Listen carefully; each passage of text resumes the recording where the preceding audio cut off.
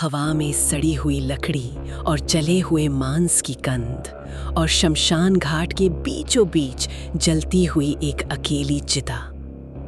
लेकिन उस चिता के सामने कोई बैठा था।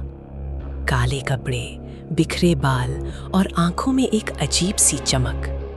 वो कोई आम इंसान नहीं था, वो था तांत्रिक काल भैरव। और उस रात वो किसी आत्मा को बुला रहा था।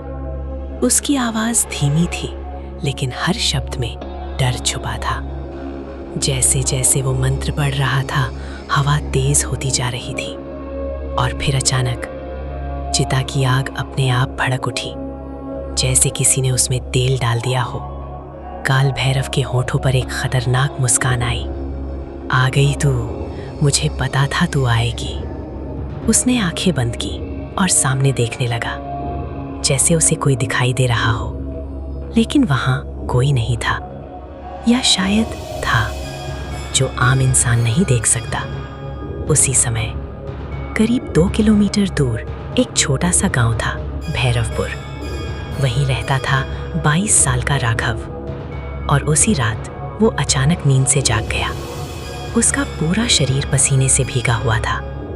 उसने हांफते हुए चारों तरफ देखा। फिर वही सपना। पिछले 7 दिनों से हर रात वो एक ही सपना देख रहा था। शमशान, जलती चिता और एक काला साया जो उसे बुला रहा था।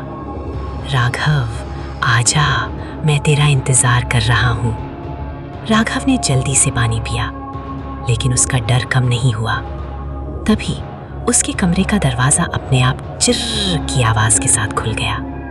उसका दिल जोर से धड़कने लगा। कौन है? कोई जवाब नहीं, सिर्फ ठंडी हवा। धीरे धीरे वो दरवाजे की तरफ बढ़ा और जैसे ही उसने बाहर झांका, उसकी सांस अटक गई। जमीन पर गीले पैरों के निशान थे, जैसे कोई अभी अभी वहां से गुजरा हो। लेकिन बाहर तो बिल्कुल सूखा था। अगली सुबह गांव में अफरा तफरी मच गई। शामू काका की मौत हो गई, लेकिन ये कोई साधारण मौत नहीं थी। उनका शरीर घर के अंदर मिला और हालत ऐसी थी जैसे किसी ने उनका खून चूस लिया हो। उनकी आंखें पूरी तरह खुली हुई थी और चेहरे पर डर साफ दिखाई दे रहा था। गांव वालों के बीच डर फैल गया। ये कोई सामान्य बात नहीं है, जरूर कोई तांत्रिक क्रिया हो रही है। शमशान वाला काल भैरव वही कर रहा है ये सब। राघव के दिमाग में फिर वही सपना घूम गया। शमशान, आग और वो आवाज, राघव आजा। शाम को राघव ने अपने दोस्त मोहन से कहा, मुझे लगता है ये सब मेरे सपनों से जुड़ा हुआ है। मोहन हंस पड़ा। पागल हो गया है क्या? सपनों से कोई मरता है क्या? लेकिन राघव गंभीर था। नहीं, कुछ तो है और मुझे सच पता करना होगा। रात के 11 बजे राघव अकेले ही निकल पड़ा शमशान की तरफ। हवा ठंडी थी, रास्ता सुनसान और हर कदम के साथ उसका डर बढ़ रहा था। लेकिन इस बार वो रुकने वाला नहीं था। जैसे ही वो शमशान के पास पहुंचा, उसे दूर से आग की रोशनी दिखाई दी और मंत्रों की आवाज।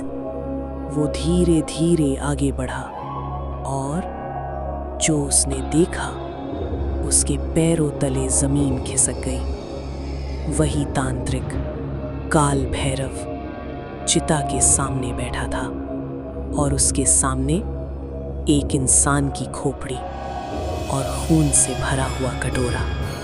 अचानक काल भैरव ने अपनी आंखें खोली और सीधे राघव की तरफ देखा, जैसे वो पहले से जानता हो कि वो आएगा।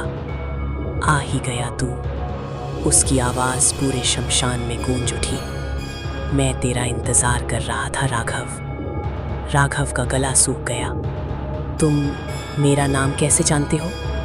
काल भैरव धीरे धीरे खड़ा हुआ। उसकी आंखें लाल हो चुकी थीं, क्योंकि तू ही है मेरी साधना की कुंजी। अचानक चारों तरफ अजीब आवाजें गूंजने लगी, रोने की, चीखने की, और फिर धुंध के बीच से कई साए उभर आए जो इंसान नहीं थे। राघव डर के मारे जम गया। ये क्या है? काल भैरव जोर से हंसा। तेरे जैसे ही लोग हैं जो मेरी साधना का हिस्सा बन चुके हैं। और अब वो धीरे धीरे उसकी तरफ बढ़ा। अब तेरी बारी है। तभी एक फुसफुसाहट, भाग राघव भाग। राघव ने मौका देखा और भाग पड़ा। पीछे से काल भैरव की आवाज गूंजी, तू मुझसे भाग नहीं सकता। हवा तूफान बन गई, पेड़ झुकने लगे और राघव भागते भागते गिर पड़ा। तभी उसके सामने एक बुजुर्ग खड़े थे, सफेद कपड़े, शांत चेहरा। डर मत, वो मुझे मार देगा।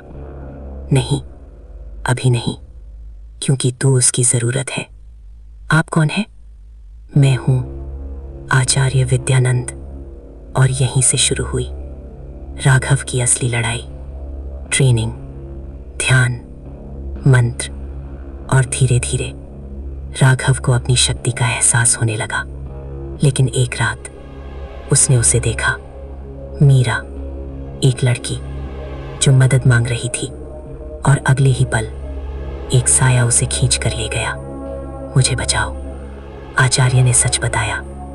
वो मर चुकी है, उसकी आत्मा बंधी हुई है। और फिर आखिरी रात आई। शमशान, काल भैरव और राघव।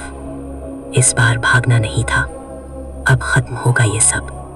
राघव ने आंखें बंद की और अपनी पूरी शक्ति को जगाया। तेज रोशनी, गूंजते मंत्र, और एक एक करके सभी आत्माएं मुक्त होने लगी। काल भैरव चीखा, नहीं, लेकिन अब देर हो चुकी थी। जमीन फटी और वो अंधेरे में समा गया। मीरा आजाद हो गई। उसने मुस्कुराकर कहा, धन्यवाद। और फिर वो रोशनी बनकर गायब हो गई। सुबह की पहली किरण, और शमशान फिर शांत था। राघव खड़ा था, अब पहले जैसा नहीं। आचार्य ने कहा, ये अंत नहीं है, दुनिया में ऐसे कई अंधेरे हैं।